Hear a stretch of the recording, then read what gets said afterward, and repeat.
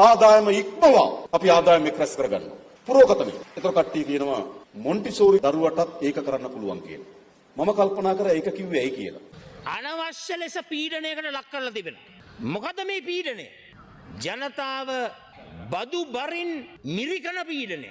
බදු බර තුලින් අසහනයට ලක් කරන පීඩනය. ජනතාවගේ කරපිට හිස මත බදු බර පැටවීම. ඔබ දන්නවද? රාජ්‍ය ආදායම දලදේශීය නිෂ්පාදිතයේ ප්‍රතිශතයක් හැටියට IMF එක දීලා තියෙන ටාගට් එක 15%යි. ආණ්ඩුව බදු ගහලා ආදායම වැඩි කරගෙන තියෙනවා 15.9ක්. 0.9ක් වැඩිපුර බදු ගහලා තියෙනවා.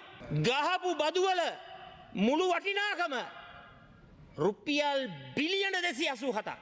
අනවශ්‍ය විදියට බදු ගහලා. යහන්න දෙයක් නැහැනේ. අනවශ්‍ය විදියට බදු ගහලා භාණ්ඩාගාරේ සල්ලි ඕන තරම් පුරවන්න පුළුවන්.